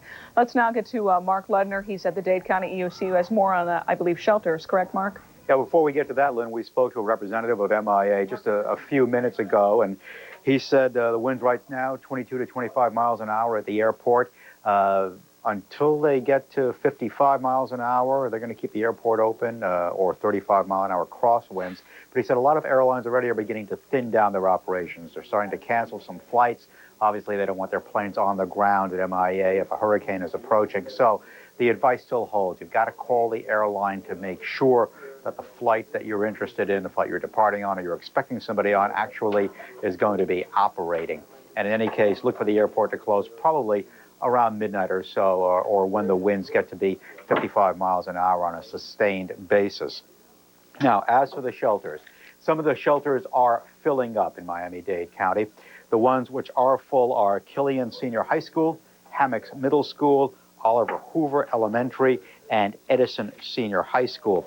Some shelters now are opening up in response to the need. W.R. Thomas Junior High School at 1301 Southwest 26th Street is among the shelters which is opening up. Also, Gilbert Porter Middle School at 15851 Southwest 112th Street. Another shelter now open, North Miami Senior High School at 800 Northeast 137th Street. And Van E. Blant Elementary at 10327 Northwest 11th Avenue, Kenlock Park Middle at 4340 Northwest 3rd Street. These opened up at 6 o'clock. A special needs shelter, South Miami Senior High School, has just opened up. And we are told that Miami Edison, as we noted, one of the special needs shelters is full now. So South Miami Senior High School or Highland Oaks Middle School would be the place to go if you've registered for a special needs shelter. We're hoping to talk to a Red Cross representative pretty soon and get a full update on the shelter situation. So far as we know, the numbers we see still indicate 40% of the spaces are full. but obviously that varies quite a bit from shelter to shelter. Now, flooding, of course, a major concern here. We talked a short while ago with Sam Poole, director of the South Florida Water Management District, about the prospects for flooding in our area. We're expecting 8 to 10 inches around the area. That means that the areas that normally flood, like West Miami, Sweetwater, the 8.5 square mile area in the East Everglades, Florida City, and the Homestead area, can all anticipate that they're going to be flooded in this hurricane. We've been discharging from our canal structures since the 15th of September. We're making maximum discharges throughout the system to make sure that we lower the water to minimize the amount of flooding that will occur, but it still will flood. Sam Poole, the aptly named Executive Director of the South Florida Water Management District, speaking to us a short while ago. Again, we hope to get back with you later on with an update on the shelter situation. For now, Mark Lundner from the Dade EOC. Okay, a total of 10 shelters in Miami-Dade County apparently are open. And again, as we've been telling you over and over, if you haven't heard, it's not a good idea to bring a lot of things to a shelter. Just bring the minimal things. You cannot bring your pets and animals. Leave them at home and hope for the best. Of course, going to the shelters to get out of the elements. We have one of our reporters in them right now. Belkis Nerea is standing by. Belkis, where are you? Actually, I'm at Hollywood Beach. We just got here a couple of moments ago. You can see things here are really starting to whip up. You can see the surf there is really whipping up here. It's very windy.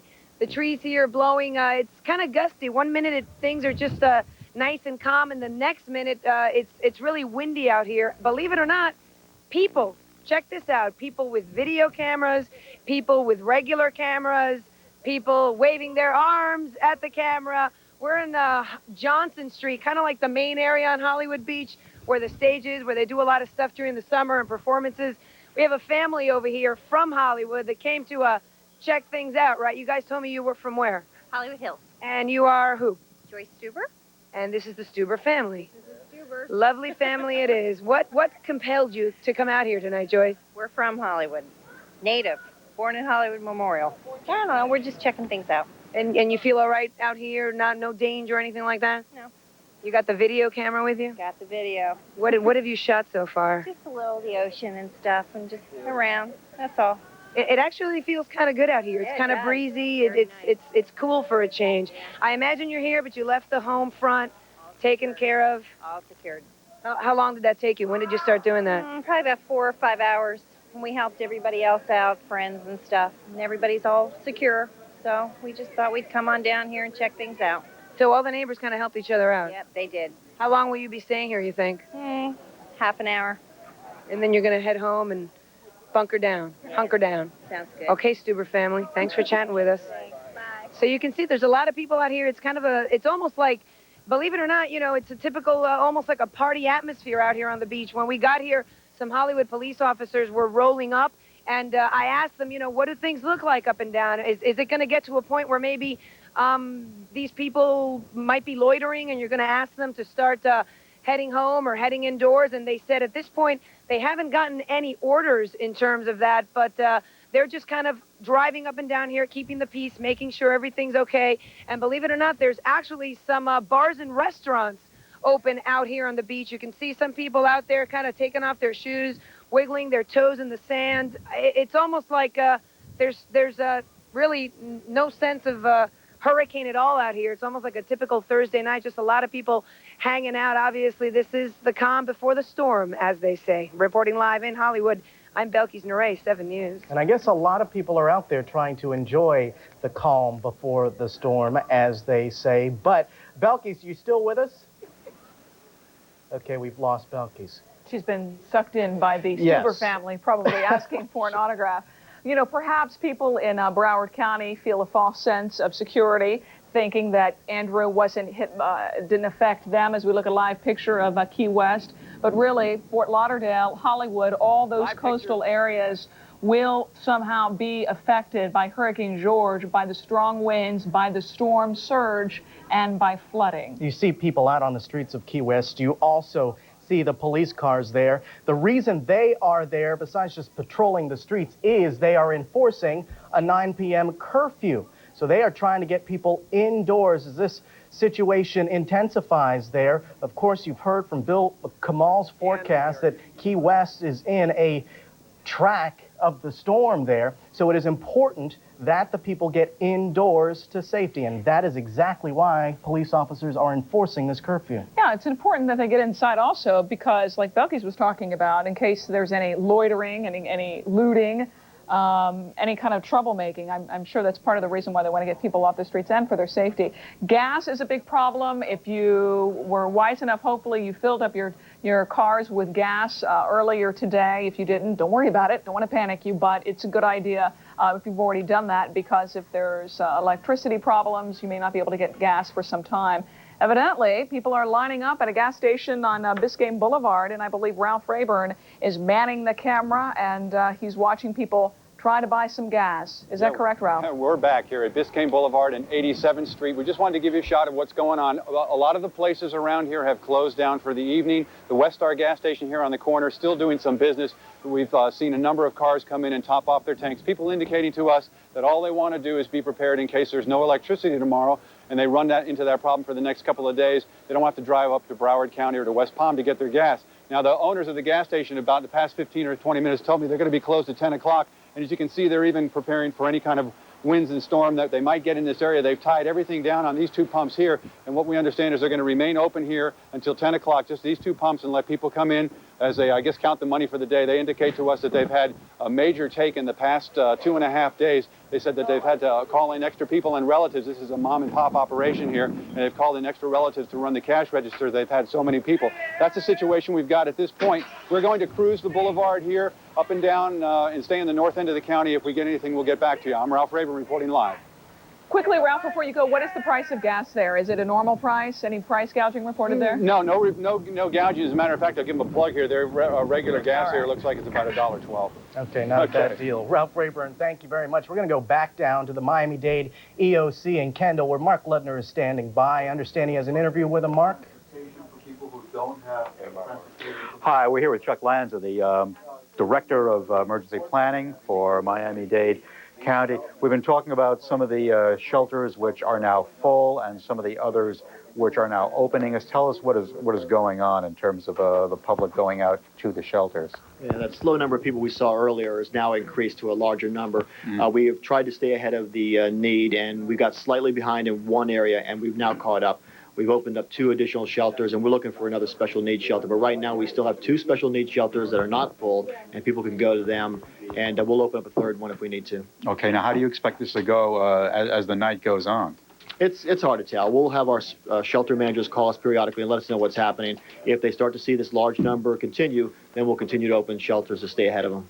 Generally, how have things been going in terms of a response to the coming storm? Oh, up to this point, I've been very happy. I think the media's done a great job of getting the information out. The public, with the calls they've been giving us every day, are on the point. They really need to have good information. We've been giving it to them. And now the sheltering thing, it's working just like we had planned. The Red Cross is working real close with the school board to make sure the shelters are available. And no major snags yet. Excellent. Thanks a lot. Chuck Lanza, who is the Director of Emergency Planning for Miami-Dade County, bringing us up to date on the situation involving shelters. Apparently, people now deciding that they feel the need to move into a shelter. And bringing you up to date again, the ones at Killian Senior High School and Hammocks Middle School are full, and some are opening. Gilbert Porter Elementary and W.R. Thomas Junior High School are opening up. One special needs shelter has closed, not closed, rather, it is full, and that is the one at Miami Edison Senior High School. That's it from the Dade EOC. Mark Ledner reporting. Yeah, and let's keep in mind that there is not unlimited shelter space. So if you are indeed evacuated, if you can't go to a friend's home or a relative's home, then go to the shelters if you have no place else to go. But remember that there is not unlimited shelter space out there. For the last couple of hours, we've been trying to show you some of the pictures of sort of pre-Hurricane George, the wind out there and the slight rain. Let's now go to Glenna Milberg. She's on Miami Beach, and it's still pretty windy out there. Glenna, things are picking up? The wind is definitely picking up, and interestingly enough, it feels to me like the wind has changed direction. I'm not sure why that would be. Maybe Bill Kamal can address that a little bit later on. It's now, you can see the wind is now coming almost from the northeast, which has been kind of strange, and it's picked up enough so that it's starting to hurt, sting people's legs who are wearing shorts, get in people's eyes, and there are still people out here. We are now at South Point Park, by the fishing pier where you see there are still people who have come out here to see what an impending hurricane is all about. And as they watch, the breakers get a little higher, the wind gets a little stronger, especially when you're actually out on the pier. The wind is very, very gusty out there. At one point, I was out there, it didn't knock me over, but it did kind of make me trip up a little bit. So it's, and this is only a band that we've been hearing. So the worst is definitely yet to come here. Still people out here looking at the trees, watching the storm come in. I wanted to show you, we are at South Point Park. This is the most southern point of Miami Beach, but if you look past all those people who are kind of watching what's going on here, that's Fisher Island condos, and you can see that there are lights on. Now, of course, we don't know for a fact that people are home, but much of the building is dark, but there are apartments with lights on them.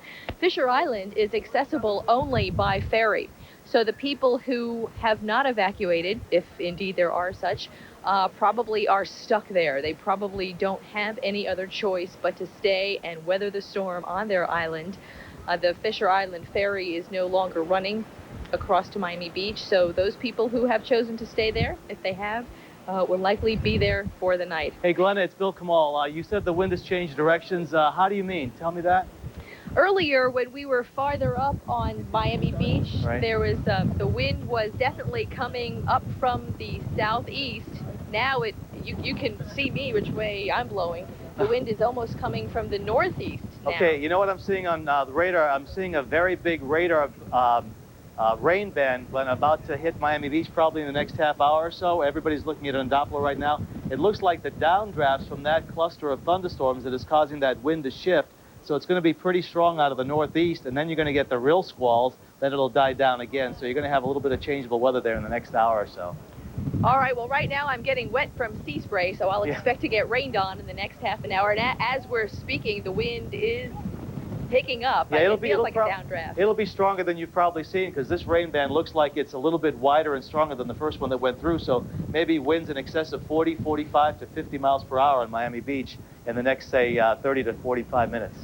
Well, there are people who are staying out here with us, and they're watching all of this happen. And you got to remember, now that everything is closed, schools are closed, offices have been closed, so it's kind of like a free night for them. And I guess they feel free enough to stay out as late as they possibly can. People are just amazed at a hurricane coming ashore.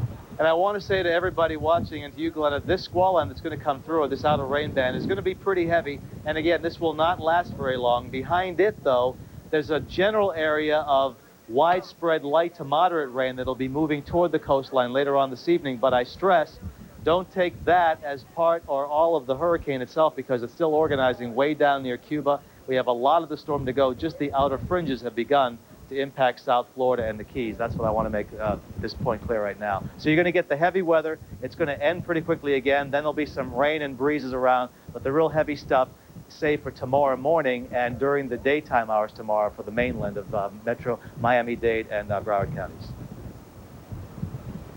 Bill, can we talk to you for a second? Sure. When we're looking at Doppler radar, this is the beginning, the outer fringes of the hurricane. Is that correct? And, yes. And if it is correct, as we can see, the green going all the way down from Key West all the way up to West Palm Beach. Is it fair to say that all of those areas in green right now that are getting some sort of rain are going to be affected by this hurricane? Yeah, this is all part of the hurricane. This is all part of the precipitation area from Hurricane George.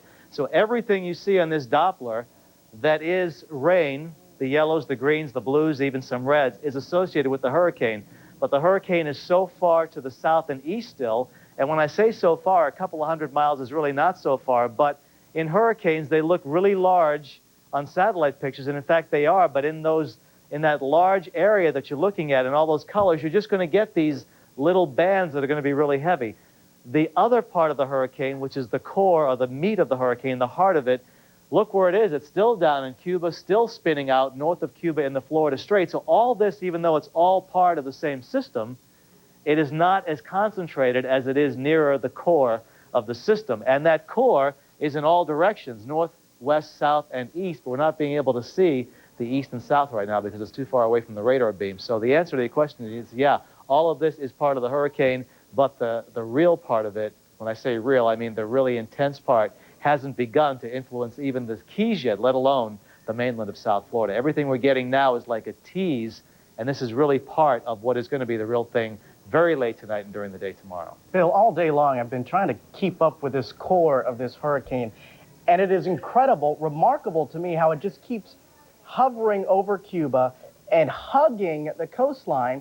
And as you show us the tracks that you expect it to take, it'll take the same course, it seems at this point, up along the Florida coastline. What is it about these coastlines that make it hug them so often? Jeff, 1 second. Thanks, Chris. I just got this tornado warning for Monroe County and the Upper Keys in southern Florida. At 8:55, Doppler radar indicated a thunderstorm producing a waterspout 3 miles east of Ocean Reef Club that is moving west at 40 miles per hour. The waterspout will move onshore over the northern portion of Key Largo between 9:05 and 9:20 p.m. And let me just, Chris, if you could cycle through to the first Doppler radar there. Thank you. We're going to cycle through these graphics and show you the Doppler radar presentation. There is a tornado warning now for the Upper Keys, 3 miles east of Ocean Reef. We have had a report of a tornado or a waterspout that is going to be moving onshore. Can you put Doppler radar up? I guess we can't just now. But anyway, waterspout 3 miles east of Ocean Reef Club moving west. Now, these are all part of those rain bands that are moving in courtesy of this hurricane. And the core, and Jeff will talk about this in a second too, the core is still well down to the south and east. In these rain bands, we're going to get these conditions, these waterspouts that will move onshore, and especially as the center of the storm gets closer to the land area, the incidences of funnel clouds, waterspouts, and tornadoes will become increasingly apparent. So we're going to watch for this over the next several hours. This is the wind field, again, very strong. We have the track forecast here that's going to take it more toward, I think, the Keys, and we'll be on the right quadrant of the storm system. So we are going to be looking for these outer fringes. Can we get Doppler radar up, I guess? No? Well, we'll talk about this, Jeff. Okay, we're trying to put Doppler up. A little bit of computer problems here, and we'll be looking at this in a second. Okay, we'll get the radar loop up, then hopefully Doppler radar to show where these rain bands are. We've got the time to do this, so we might as well do it. And the rain squalls coming in. Bill, how long will it take that core, Here it is. that core to get over the Florida Straits? That's going to take until late tonight. It's moving at 14 miles an hour, and the core itself is well down to the south and east.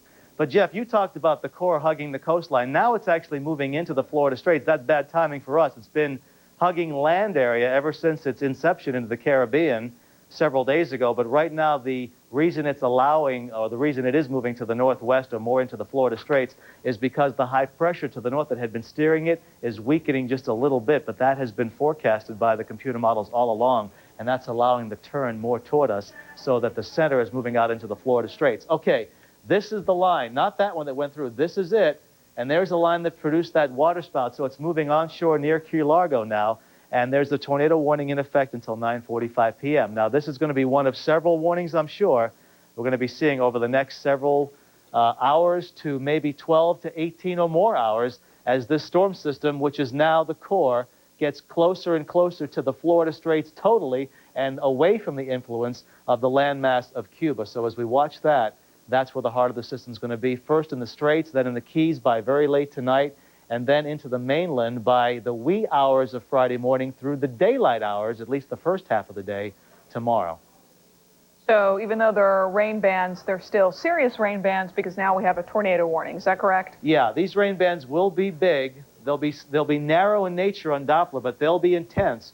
And in any one of these rain bands, that spiral out around the center. Once we get this, by the way, here, you'll be able to see these spiraling all around the center of circulation. It'll look like a pinwheel. Right now, we're only seeing the left side because it's so far out. But any of these rain bands, Lynn, will have thunderstorms that could produce waterspouts, tornadoes, or severe weather. And that's going to be right through the day tomorrow. The chance of that severe reporting from people that are going to see the funnel clouds, the waterspouts, or a tornado over land. All right, as we get the latest on the storm's progression from Bill Kamal, we're now going to give you the latest on the situation throughout South Florida.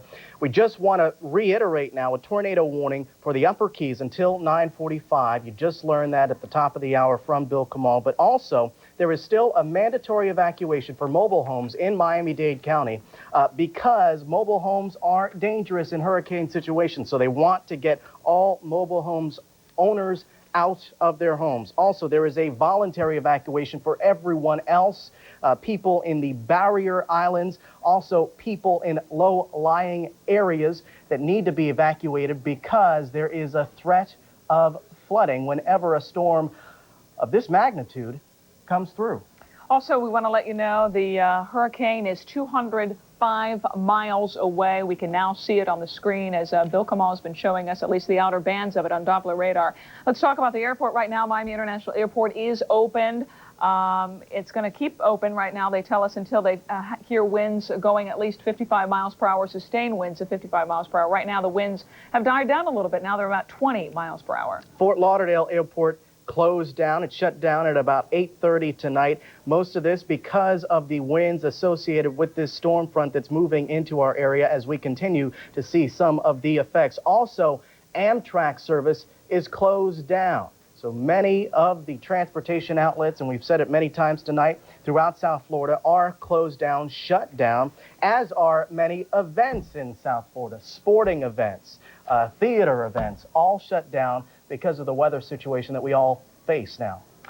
You know, Homestead and South Miami-Dade felt the brunt, of course, of the Big A, Hurricane Andrew, and we saw Patrick Frazier a couple of hours ago tell us that they really were heeding the warnings and really listening.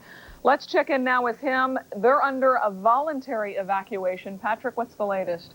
All right, well, we've been moving around in our live truck tonight, Lynn, looking for people, seeing how they're coping with the storm. Right now, it's pretty nice down here. If you can see those palm trees up there, Kirk. Wind is gentle. It's a nice breeze. We get a little gust once in a while, but nothing really anywhere near related to a hurricane. You know, most people are sitting at home, we found, watching TV tonight. That's the best way to take care of this. But imagine if you're at home and you realize something's wrong, which brings us to this sand pile. Now, what do sand and water have in common? Put them in a pillow and you think, well, nothing. Yes, they do. Take a look. Right now, some people are worried about the wind damage. Other people are worried about the storm surge. And there's one more thing people in Homestead have to worry about: flooding. That's not an easy way to do that, is it? No. Pretty much do it with our hands. Is it better than a shovel? If we had a shovel, we wouldn't be doing it like this.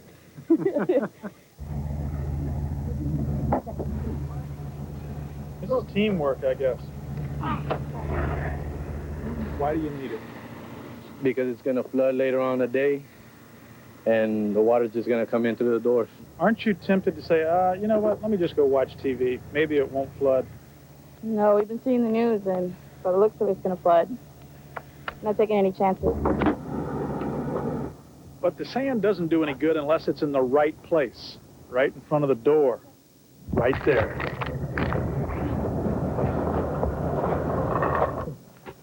So you think this will work? I hope so.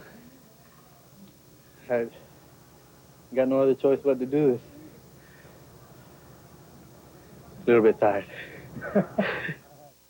And they are banking on sandbags, or rather sand pillows, to keep them from flooding. Now in Homestead and Florida City, rains bring a lot of flooding because it's a low-lying area. I think, in fact, Mayor Pinella said today that he would like for people in this area to evacuate because of the flooding. They heard it on television, talking about all the rain down as George went through the Caribbean. Some places got 20 inches of rain, but, of course, 20 inches of rain in this area could be devastating. So that's why they put the sandbags in front of their house. They put them behind their house, hoping to keep the rain away from them. Reporting from Homestead, Patrick Frazier, 7 News, Night Team. Sand pillows, never seen anything like that before, but whatever works. Very innovative, I'll tell you. That's actually a very good idea. We wish that family the best. I wonder if Marathon is worried about flooding tonight. Lynn Gordon is there. We spoke to her a couple of minutes ago, and the weather seemed halfway decent, Lynn. It was sprinkling. Yeah, Lynn, it's not bad at all. It was sprinkling, I think, in our last live shot when we were wrapping up, and now really there's not any rain right now at all. The wind is still about the same, just gusty here and there. You see those palm trees there. Pretty good breeze picking up. We're getting some gusts, and then things calm down, and then, of course, it picks up a little bit again. We came out to the marina so we could show you a little bit what it looks like out here on the water. You see these boats are tied.